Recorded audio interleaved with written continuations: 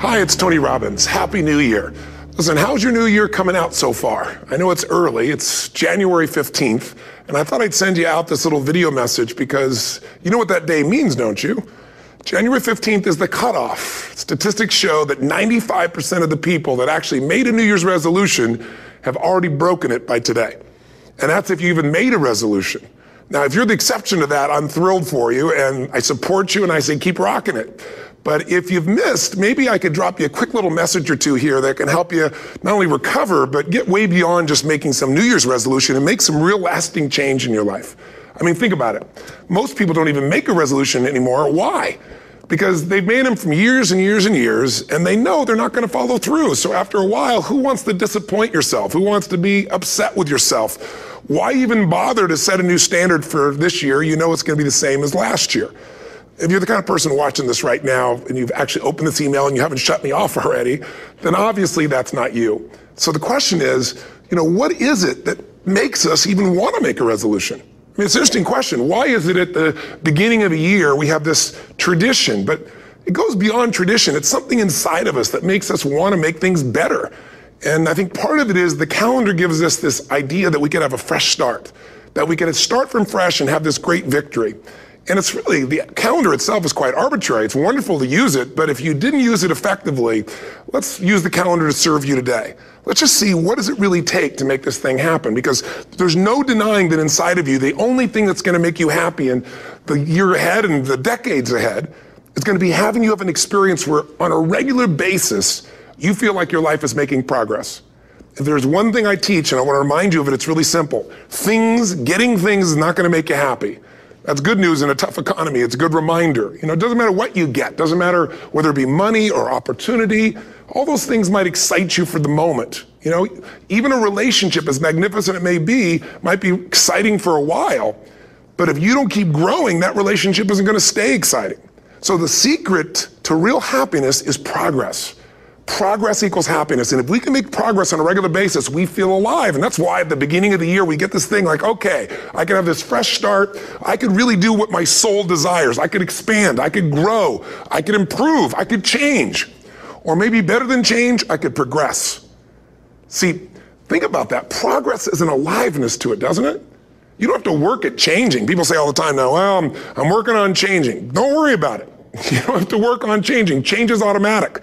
Your body's going to change whether you want it or not as the years go by. And no matter how hard you work, there's going to be some changes going on there. The economy is going to change no matter what you want it to do. The weather is going to change. Relationships are going to change. Everything in life is always changing. We don't have to work on change. Change is automatic, but progress is not. So if you want to make real progress, then you really got to look at your life in a different way. You got to say, I got to take control of this process and not just hope it's going to work out like people do who make a resolution. Because really, isn't that what they're really doing at the beginning of the year? They're saying, well, here's my resolutions for the year, and they really basically tell you their wishes. It's their wish list. It's what they hope it all comes together. And then they call it a resolution, but they don't know what a resolution is. When you resolve something, to have a resolution is to resolve it. When you've resolved, this is how it's going to be. That's when you cut off any possibility except the thing you've committed to. It's like the old adage, if you want to take the island, you burn the boats. Because when you burn those boats, there's no going back. You're going to find a way to make things work. And most people, they're stating what they hope will come together. And if it doesn't happen, then they're disappointed, but they're not too disappointed because they're not too vested. What does it take to successfully create a lasting change in your life? To not only have a New Year's resolution you follow through on, but really have a lasting change? Well, the first step for lasting change is very much like making a New Year's resolution. Fundamentally, it's the same. The first step is you got to have a vision for what it is you really, truly want. Not what you think you want or what you should have. I mean, what are most people's New Year's resolutions? I'm going to stop eating sugar. I'm going to stop smoking. I'm going to lose 10 pounds. The problem with that is it's not very inspiring for most people. It's not telling you what you're going to get. It's only what you're not going to do. And it's kind of hard to have you move forward with that. A vision is about what you're here to create. A vision that really works is one that excites you. If you say, well, my resolution, my goal, my outcome for this month, this week, this year is to lose X number of pounds, that's okay, but it's not very compelling.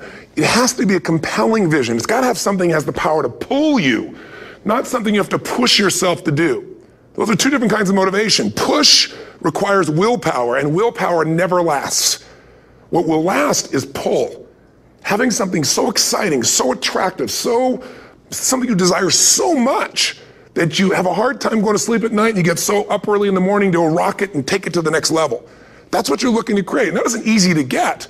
But one of the reasons we do seminars and events and we say, why do that? Why not just read a book or something? Is because when you get in an environment where you're with people that are being put in a peak state, like when you're going to a sporting event, if you watch a sporting event at home, it might have a certain level of excitement. But when you're in a stadium with 50,000 people, suddenly it has a whole different level of intensity. And we feel that. And the bottom line of our follow-through comes down to our emotional intensity.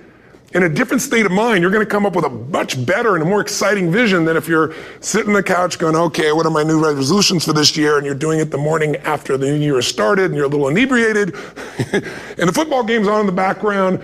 Probably not going to have the power of focus there. Probably not going to have the power of the energy to create something that's going to pull you for this year. And you got to do that. So it's got to be a vision that's compelling. Something that it's going to be a gift to make sure that it happens. And also, along with that compelling vision, you got to have strong enough reasons that you're going to follow through when the going gets tough. That's one of the biggest things missing for most people. They say, this is what I want to do. It's not very exciting. It's not very compelling. But most importantly, they don't have strong enough reasons to push themselves through what's going to be necessary to get that dream, to get that goal when the inevitable challenges come up. When you're starving, hungry, and you're trying to go on a diet, right? When you got no time and you're stressed out and you haven't worked out still, and that's what you're supposed to do.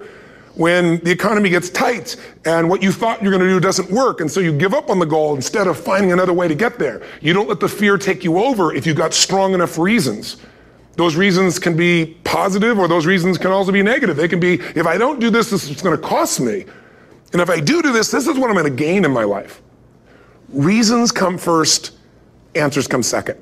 If you get a compelling vision and you got strong enough reasons that will push you through the tough times, you're going to do things other people don't do. Instead of collapsing, even if you get off target, you won't go, oh, I blew it. You'll get right back on target, make the change, make things happen. And I know you've done this in many areas of your life. Just think about it again. I'm not teaching you something really new here today. I just want to remind you of what your soul knows. You got to change, you got to improve, and you got to go through a simple process fundamentally to make that progress. First step, vision that's compelling. Second step, make sure that there's strong enough reasons to follow through.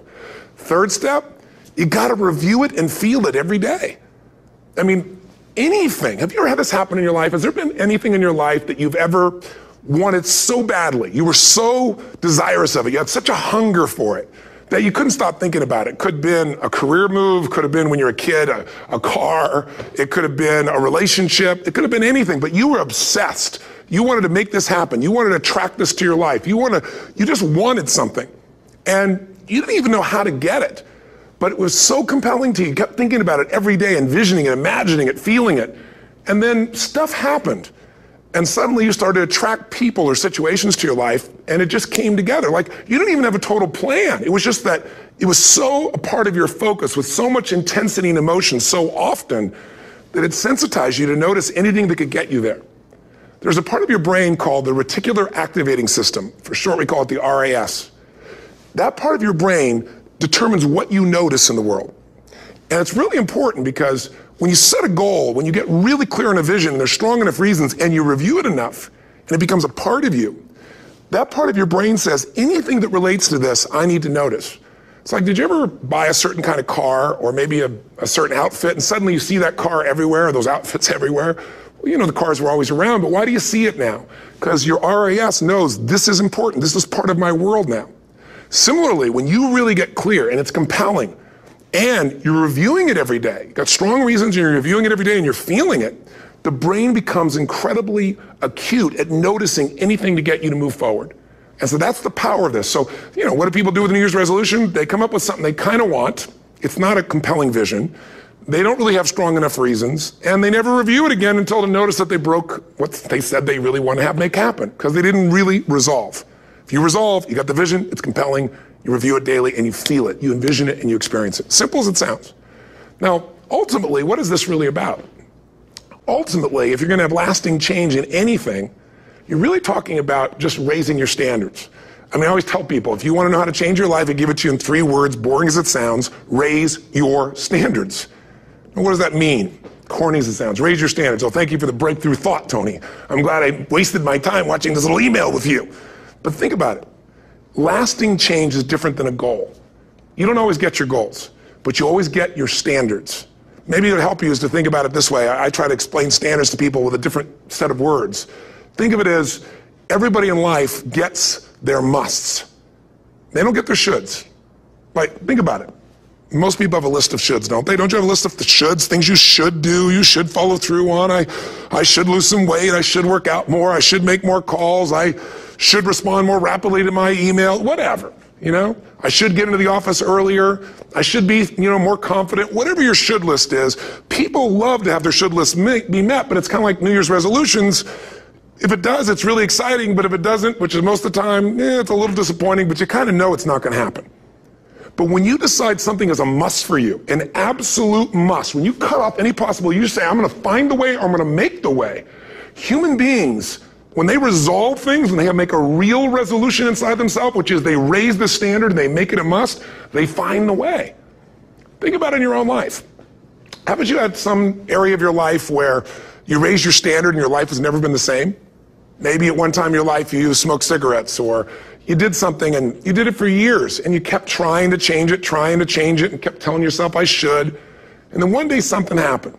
Something just clicked you over. Something took you over that kind of tipping point. And inside yourself you said no more. And it was a very, very different experience, wasn't it? Something inside of you shifted. And what was a should became a must, and you've never gone back. Is there an area like that in your life you can think of? Again, did you ever smoke cigarettes? Did you ever eat a certain way, drink a certain form of alcohol, and then finally say no more, and you just don't go back? And notice this, it doesn't really take any willpower anymore.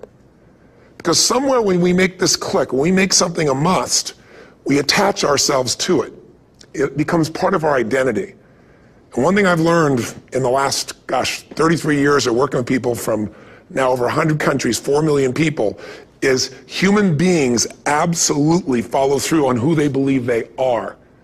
If you said to me, well, I'm really going to work hard to stop smoking, but I've been a smoker my whole life and I am a smoker, I know your days are numbered. You're going to be back smoking cigarettes again, because we all act consistent with who we believe we are. I tell people the strongest force in the whole human personality is this need to stay consistent with how we define ourselves. If you define yourself as somebody who is really conservative, you're not going to be crazy and act nuts unless you're really drunk or something, and then you can say it's the alcohol, when it's really just you finally getting permission to be yourself. The alcohol is your excuse. If you're a really crazy person, you act crazy, outrageous, playful. You don't act conservative because that's not who you are. Very often people say, well, I can't do that. I'm not that kind of person. And I always say to people, really, when did you define yourself? I mean, really, how many years ago did you come up with what you could and couldn't do in your life? How many years ago? Most people, if they really look at how they're living their life today, it's based on a set of standards, a set of beliefs that they made choices about 10, 20, 30 or more years ago. I mean, very often we made decisions in our youth or very young about what to believe, about what we were capable of, about who we are as a person, and that becomes the glass ceiling, if you will, that controls us. There's a corny metaphor, but it's true. I remember one time I was with my family at the circus, and there was a person there, and they had this big, giant elephant. And you look at this elephant, and they take this little rope, put it around the elephant's neck, and they drive this stake into the ground. And I mean, you look at this, and you know that elephant could rip down the entire tent with almost no effort. And yet, the elephant doesn't struggle, doesn't try. Why? Because the elephant's conditioned. And they take that elephant and condition the elephant when it's a baby elephant. That's how they train them. When it's a little baby elephant and it doesn't have the power yet, they put a big rope around it and they drive this huge stake in the ground, and the elephant fights and fights and fights. And one day, finally, that elephant decides, I'm not capable of pulling this out. And once that becomes the definition of an identity of anyone, an elephant in this case, they don't even try anymore. It's just who I am, that's how it is, that's just the way it is in my life. I'd like to ask you to take a look at any place you've got a limitation and ask yourself, when did I decide to accept that limitation? And you may not even see it as a limitation. You might see it as just that's who I am. But so often in our lives, we've adapted to be a certain way so that we don't fail or so that people will like us or respect us, but it's not necessarily who we are. Joy comes when you're spontaneous. It's really hard to be truly happy when you're not being yourself. And most of us have no clue who we are. And so a big part of my work, if you've ever been to an event, you know, is to get people to do things spontaneously without thinking, because that's when the real you shows up. That's when the energy comes alive. And when you do that, when you start to connect to your true nature, suddenly there's energy available for you to set a higher standard for what you want in your life. That's what this is really all about. And when I talk about standards, when I talk about, shoulds versus musts, think about your own life.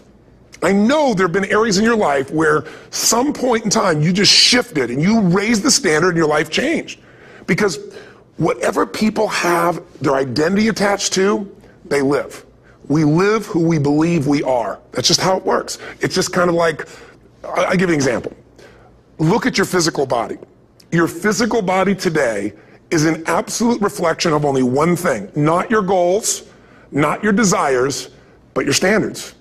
The identity you have for yourself. If your standard is you're an athlete, then there's a certain amount of strength, a muscle tone, and energy that's available in your body on a regular basis because that's who you are. And so you do whatever's necessary to maintain that identity. Again, the strongest force in the human personality is this need to stay consistent with how we define ourselves. Because if you don't know who you are, you wouldn't know how to act. Once you lock in on that identity, your brain finds a way to keep you there. If you say, man, I'm overweight, I've always been overweight, I'm big boned, and that's the story you've got, then you're going to always find a way to get back there. That's your settling point. That's your identity. That's where things lock in. If you see somebody who's in really great shape, you ask them, do you work out? You know the answer. Yes. How often? And they'll tell you 3 times, 4 times, 5 times a week, whatever. In a seminar, I'll ask people, who here works out at least 5 days a week? And I'm stand up. And you look around that room, and you know that they work out 5 times a week because you can see their body. You don't just get a result without some kind of action, without some form of ritual. Ritual meaning actions you do consistently. Now, do you think those people that are out there working out 5 days a week, do they have more time than you do? Or I have, or anybody else? Of course not. Is their life less busy? Of course not. It's just a must for them. They must work out that way, and they've made that turn and their life's changed. So I'm not saying you have to work out 5 days a week. I'm just saying whatever you really want, wants don't get met consistently. Standards do. Whatever you identify, this is who I am. And so it's not so much about changing your identity as there's expanding it. Deciding that, instead of your goals to lose 10 pounds, which is not compelling, what if your vision was to get back to my fighting weight?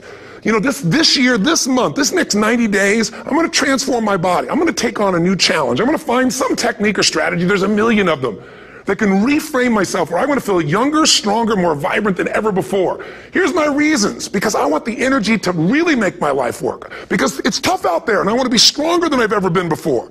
I want to go in front of the mirror, and if I'm naked, not, want to laugh. I want to look there and take a good look and go, yeah. Mental basics that if you start to shift it, everything else will shift in your life as well.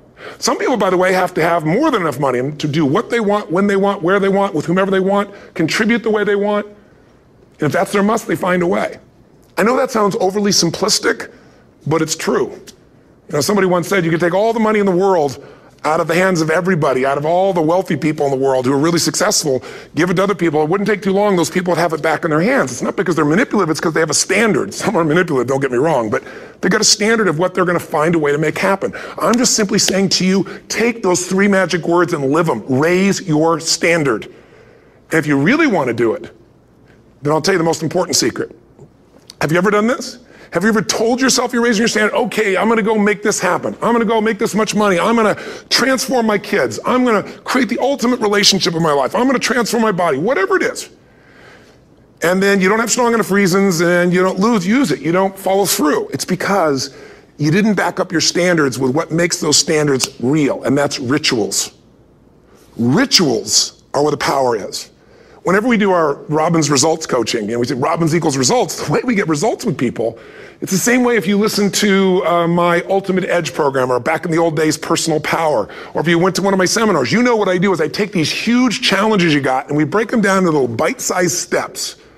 Little things you do each day that after you do them, you get so much momentum that it's easy to succeed. You're not overwhelmed. You have these victory day after day after day on little things.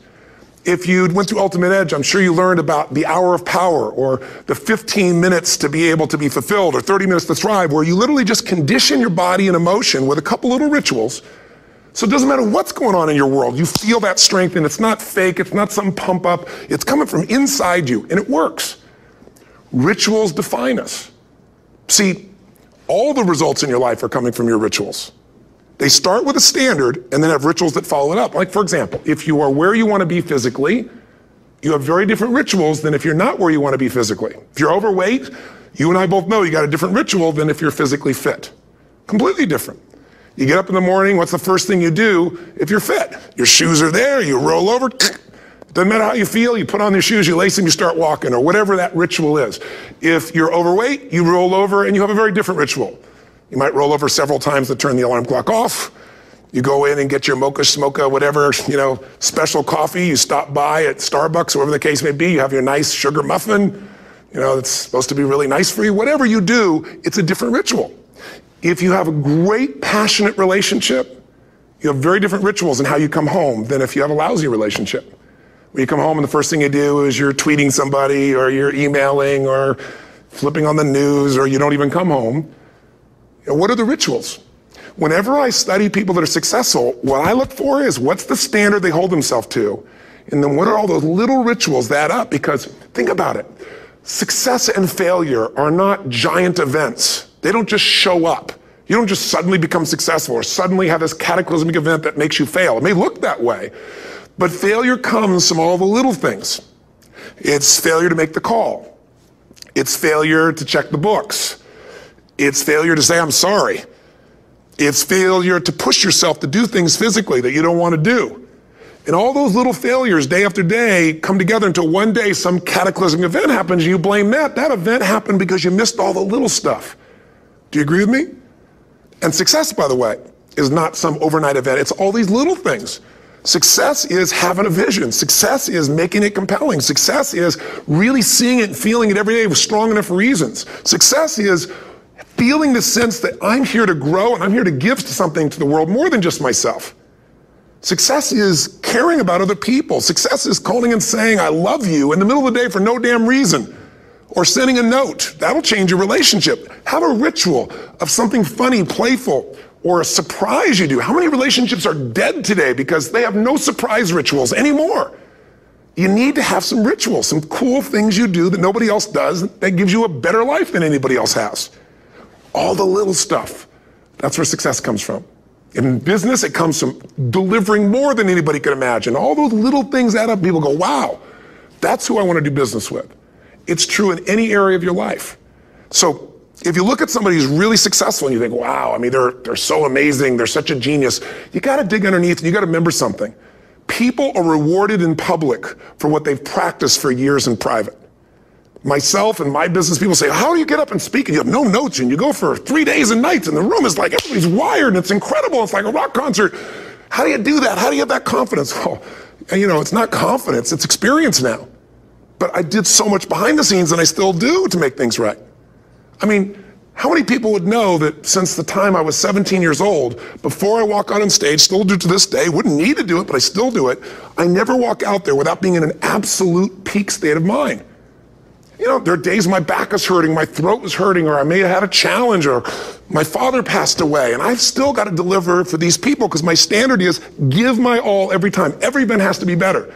Talk to anybody who's been to our events for 5, 10 years, some of our trainers, and I'll say, I don't know how he does it. He always finds a way to make it better. That's not an ego thing. That's a standard in me. I have to find the way. And my ritual, though, is I prepare, I think, I gather new information, I figure out how to put something across better. What do people need? I spend time with our customers. I see what's going on. And before I get on stage each time, I have this little ritual to put myself in a state of mind.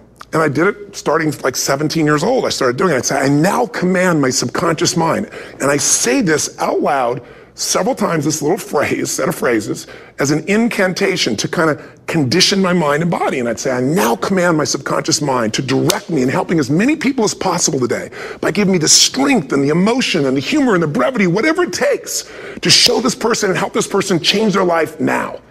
And I started that with a person when I worked with people one-on-one, and I would do that for 45 minutes driving in my Volkswagen to go serve and coach somebody for the first time. Now I don't say that person, I say these people, And I can go out in a room of 10,000 people and deliver for 50 hours, and I do it every time I come back on stage. It's a ritual to go into peak state. Peak states don't just show up, they don't interrupt you. Great ideas don't interrupt you, you gotta pursue them. I talked to Michael Jordan, I'll never forget, at the peak of his career, and got to watch his final game, saw him backstage and spent some time with him, and it was a pretty exciting time. He was the greatest basketball player I think that ever lived and has ever lived. And I asked him, I said, what sets you apart, Michael? What is it? And is it God-given talent, ability, skill? What is it? And he said, Tony, he said, I can shoot you straight. It's not, me trying to act humble. He goes, I have a lot of talent, a lot of God-given talent, a lot of skill. I've worked really hard. But he said, really, it's my standards. He said, every day I demand more from myself than anybody else could humanly expect. I'm not competing with somebody else. I'm competing with what I'm capable of. Magic formula. Because most of us lower our standards. Why? Because who you spend time with, my friends, is who you become. One of the biggest reasons I started going to seminars when I was like 17 is I had nobody around me as a great role model. I could read about somebody, but being around people, being in that environment was very different. Finding a way to go to work with someone who lived that standard of life was very different. You get around people with low standards and you compete with it. You don't need to compete with it. It's like, okay. Remember Jerry Springer? I don't know if he's still in the air, but I remember he used to get people on the show and I thought, where would he find these people? And why would people watch? I'll tell you why they watch. They watch these people and go, my life's still pretty darn good compared to that person. Look at them. You don't have to change your life. All you have to do is find somebody with a lower standard and you'll feel good about yourself. But if you feel that good feeling, it's an illusion. The only thing that's going to make you happy, milliseconds, hundredth of a second, he pushed himself just beyond his competitor. But you know about Michael Phelps? What allowed him to be able to push beyond that moment is his rituals. Go study the guy. Most people who swim have these unbelievable workouts. He does 2 and 3 of those workout sessions a day. All the other swimmers in the beginning thought he was insane. You're gonna overtrain, you can't do that, it's not physically possible. But he had a standard and the rituals to back it up. So here's my final message to you, because I've gotten carried away. I thought I was going to send you like a 5-minute message, but as you can see, there's no script here. It's just me going a little crazy with you, but I want to really see you get what you want this year. Don't let this year be like last. And if last year was great, still don't let it be that way. Raise the standard. If your life is perfect and extraordinary, you darn well know you're not going to be happy unless you keep making it better. That's what makes us feel alive. It's not what we get that make us happy. It's who we become and what we're able to give because we become more. That sense of contribution is what creates the deepest meaning. So here's my assignment for you if you want one. If you want to go from conversation to some action, here's a simple thing to do. What's an area of your life right now that you really want to improve? What's an area that's important to improve? If your body's great, how about your career? If career's great, how about your relationships? Intimate one especially, or your kids, or your relationship with your creator, your spiritual side of your life. Or is it your finances? Figure an area that really matters. Decide on that area. Number 1, write down what your life is like in that area right now as specifically as possible. So you might say, well, I'm 13.5 pounds overweight, whatever the weight is, whatever the situation is, or my body fat's like this, or I wake up exhausted in the morning, and you write the truth of where you are right now. So you're real clear. Or I'm not in a relationship. I say I want a relationship, but I'm not in one, and I don't seem to find them. All the good ones seem to be gone is my belief. And I really do want one, but I don't have it. Whatever your definition. Or I'm in a relationship, and God, I wish I wasn't in a relationship. I'm planning my escape. Wherever you are. Or I have a wonderful relationship. We love each other, but there just isn't enough passion. Just write the truth of where you are. The area you want to change, but write how it is. And then the second step is, this is where you got to be really honest with yourself. What are the rituals that have put me there? Because whatever results you're getting, even if you don't like the results, there's some rituals that are keeping you in that place. There's some rituals of what you eat or don't eat, how you move or don't move, how you sleep or don't sleep. There's some rituals in the lack of variety or spice or energy or focus in an area. There's something you're doing, and it's usually not one thing, it's a bunch of little things that you kind of do consistently whenever you think about getting in a relationship, whenever you think about working out, whenever you think about money. You get yourself in a state of overwhelm. You start thinking about all the things you can't control. Just write down all the rituals you have, and then here's the third step. What do you want? What's your vision? And be really specific. I want to be my fighting weight. I want to be the strongest I've ever felt. I'm going to turn whatever it is, be specific. And then, last step number 4, what are the rituals that'll get you there? What would you need to do differently each morning if you're going to be that kind of energy, that kind of strength? How often would you work out? What days would you work out? What time? A ritual is something you do consistently, usually at a specific time, so it becomes automatic. Let me tell you something. Willpower doesn't last, but rituals can last a lifetime. I bet you have some rituals in your life right now you've been doing for years, even though some of them don't serve you. I'm just saying, wake yourself up. If you want a new year and a new life, you don't need to start on January 1st. Start today. Start with this little video. And just begin to see what happens and see how easy it is to just do a few little rituals. Don't do them all, just do 2 or 3 new things. And you know what happens? You'll get momentum. Because once you discipline yourself in one area of your life, you feel yourself doing it in other areas as well. And I always say something that my original teacher taught me. I always remind people, there's always 2 pains in life. There's the pain of discipline, or there's the pain of regret. And discipline weighs ounces, as my friend Jim Rohn taught me. Regret weighs tons. You don't have regret. So right now, what do you want to change? What's it really like? What are the rituals that got you there? That'll take a little homework. If you're not sure, ask the people around you. They'll tell you what your rituals are. What do I really want in depth? What are the rituals that'll get me there? And then get yourself to start a few of those actions and lock them in place. If I can help you in any way, we're here as a company to support you. Come have an event with us. Come to Unleash the Power Within or Master University or get a cut.